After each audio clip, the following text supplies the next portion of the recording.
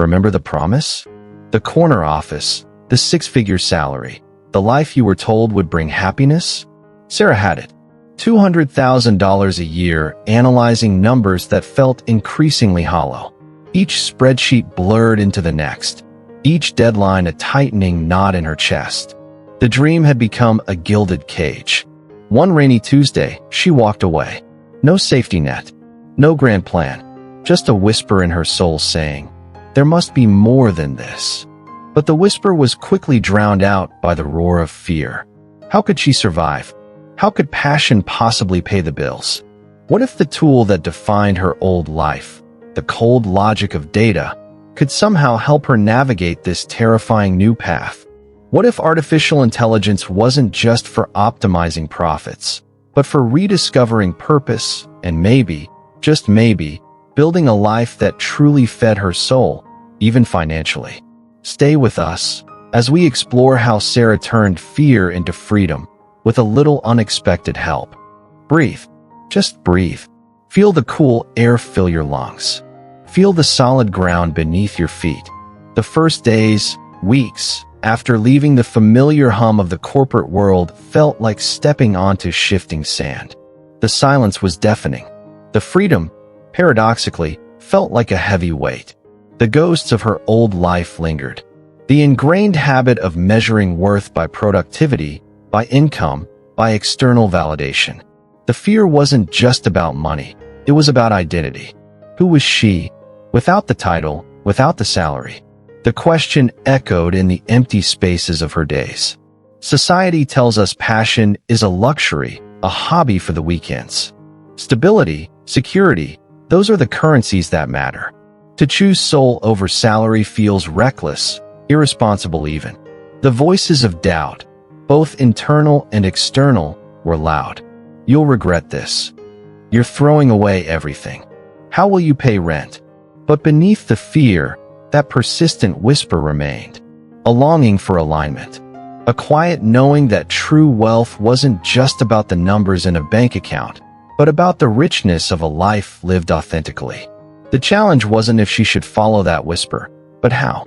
How to bridge the chasm between the dream and the daunting reality of needing to survive in a world that runs on money. The practicalities crashed in like a cold wave.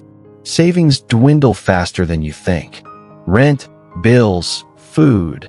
The relentless rhythm of expenses doesn't pause just because you're on a journey of self-discovery.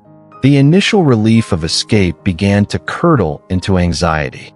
Panic whispered at the edges of her mind. The temptation to retreat, to run back to the familiar safety of a high-paying job, any job, was immense. It felt like the only sensible option. Her rational mind, trained for years to mitigate risk, screamed at her. This is financial suicide. Go back before it's too late. She explored ideas. Things she loved, pottery, writing poetry, teaching meditation. But turning these into something that could actually support her felt like trying to build a bridge out of mist. Where to even begin? Market research, business plans, websites, marketing. Each step felt like a mountain, requiring skills she didn't have and energy she was struggling to muster.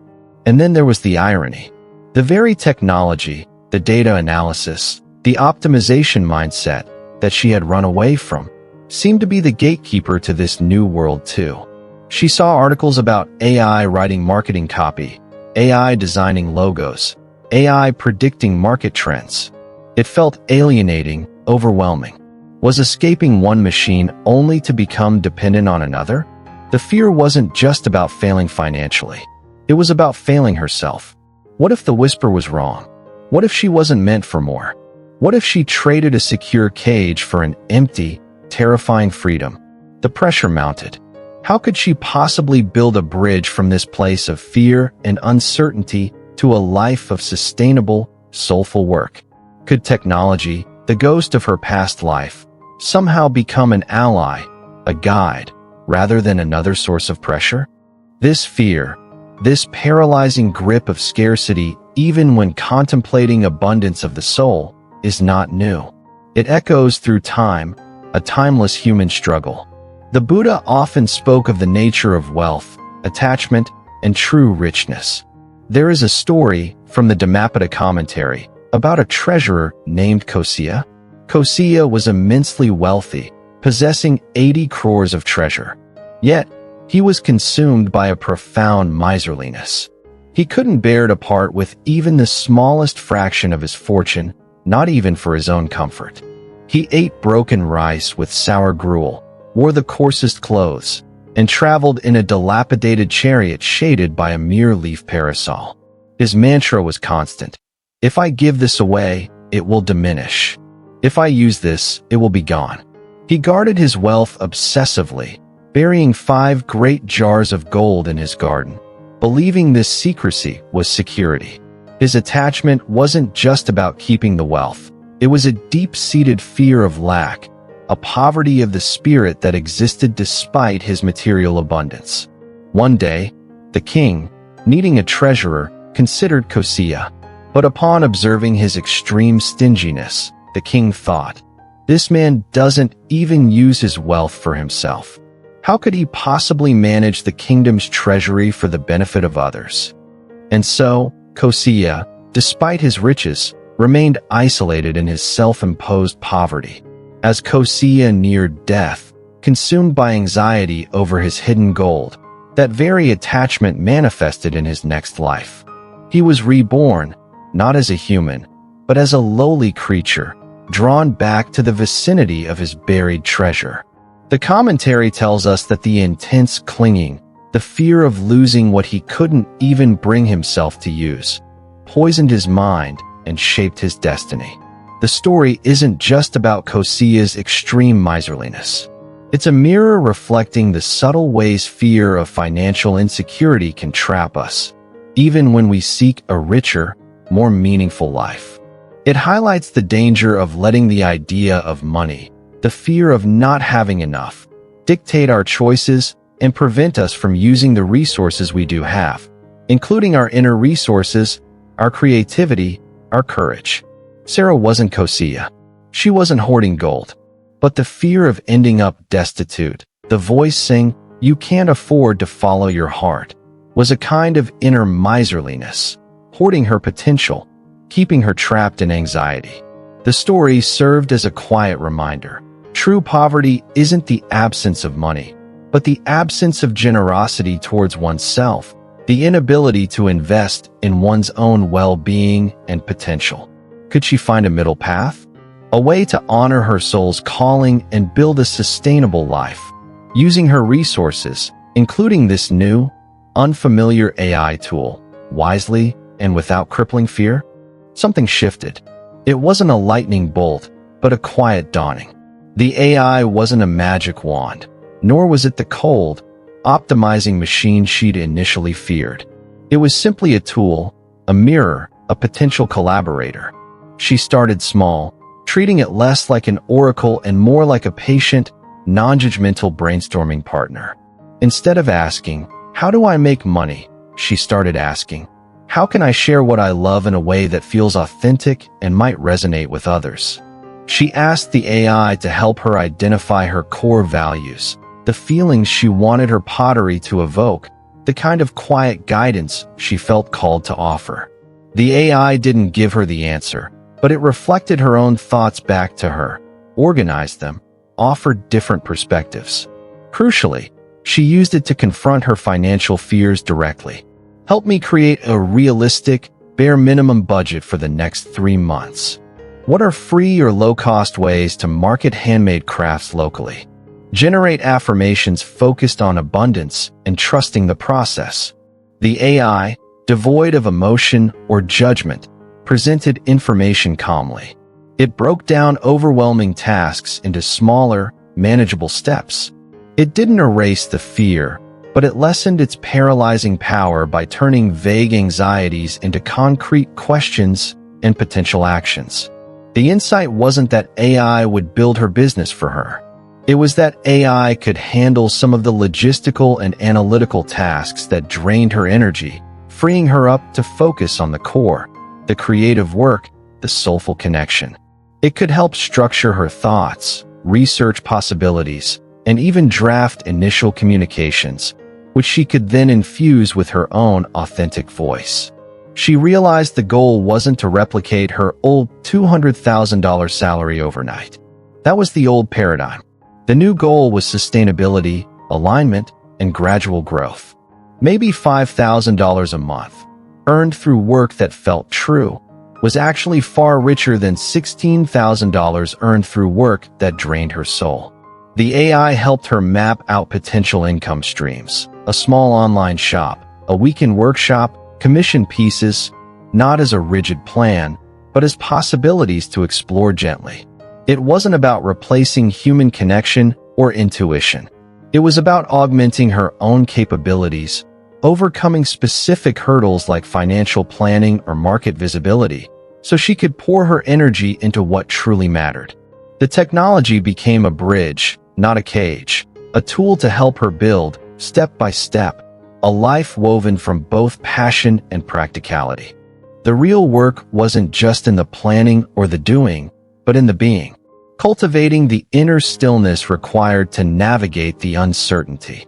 Building the business became a practice in mindfulness itself.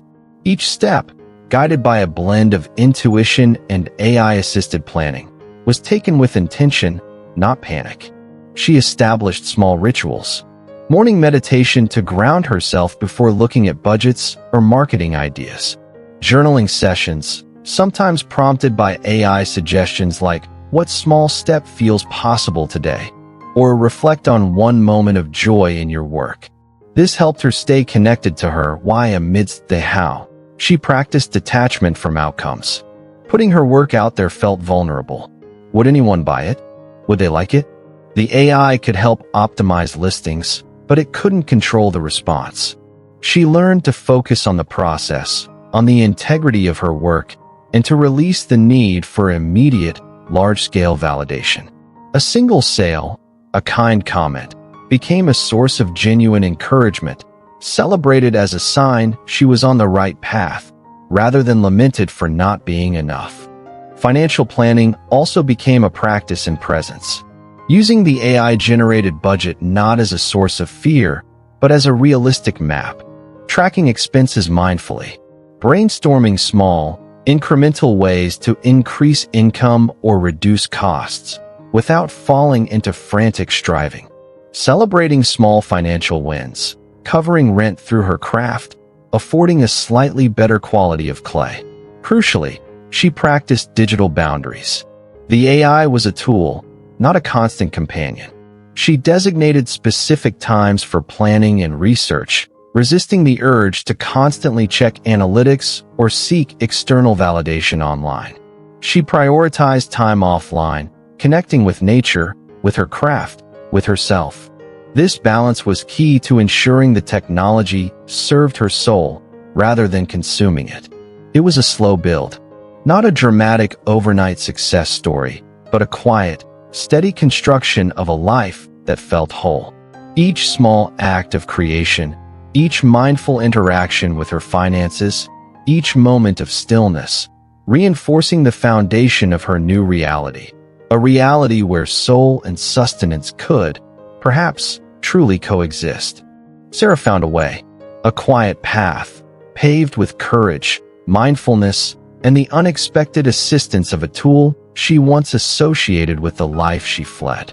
She built her $5,000 a month soul business, not through hustle, but through alignment. But her story isn't a prescription. It's an invitation to reflect.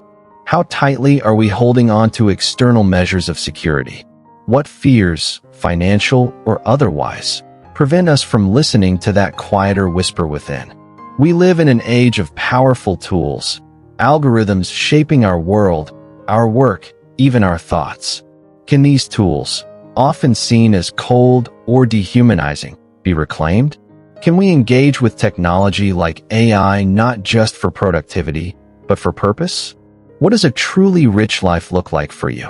And what resources, both inner and outer, ancient wisdom and modern tools, might help you build a bridge towards it, even when the path feels uncertain, even when the fear feels loud? How can we use all that is available to us, not to chase external validation, but to come home, more fully, to ourselves. If Sarah's journey resonates, perhaps you are also standing at a crossroads, seeking ways to weave more soul into your work, more peace into your life. The path isn't always clear, but you don't have to walk it alone. Subscribe to the Noble Wisdom Path for more stories and gentle guidance on navigating modern life with ancient wisdom and mindful intention. Share your thoughts in the comments below. How do you balance passion, purpose, and practicality? May you find the courage to listen to your own whisper. May you find the tools, inner and outer, to build a life that truly sustains you.